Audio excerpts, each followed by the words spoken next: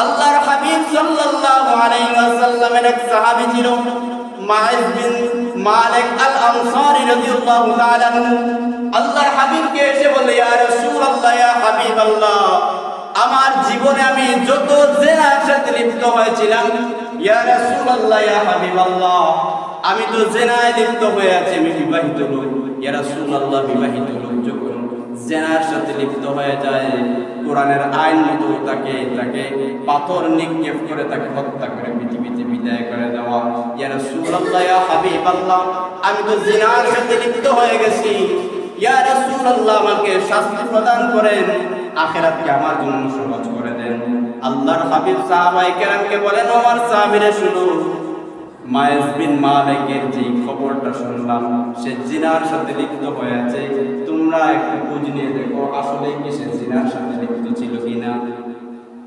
সাহাবায়ে কেরাম খুঁজতে লাগলেন, খবর নিতে লাগলেন, এসে বলেন, ইয়া রাসূলুল্লাহ, ইয়া হাবিবাল্লাহ, আসলে আপনার সাহাবী জিনার সাথে লিপ্ত হয়েছিল।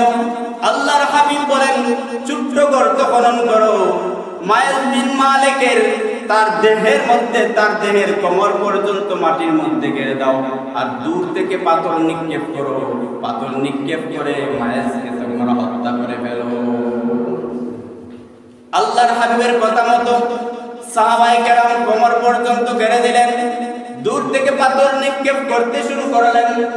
একজন সাহাবী উনি ডাক দিয়ে বলেন, মায়েজ বিন মালিকের শরীর থেকে যে রক্তগুলা ছিটিয়ে পড়লো, এই রক্ত আমি সাহাবীর জামার মধ্যে এসে লেগে গেল।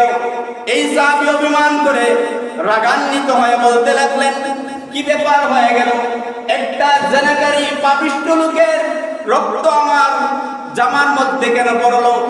এই রকমের রাগান্বিত হয়ে চিৎকার চেঁচামেচি করে আল্লাহর হাবিব ডেকে বলেন, এই সাহাবীকে বলেন, ও আমার সাহাবী, তুমি এইভাবে তাকে অভিমান করতে পারো না, তুমি তাকে এইভাবে তাকে তিরস্কার করতে পারো না। যেইভাবে তুমি তিরস্কার করেছো, তুমি হয়তো জানো না, মাইজ বিন মালিক আল্লাহর কাছে এমন তাওবা করেছে, আল্লাহ রাব্বুল আলামিন আমার মাইজ বিন মালিককে আমার আল্লাহ মাফ করে দিয়েছেন।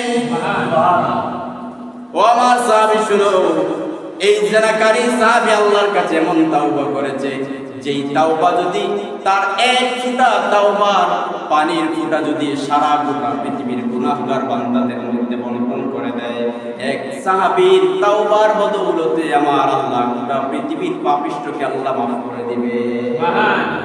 এত বেশি তাওবা করেছে, পানি ফেলেছে।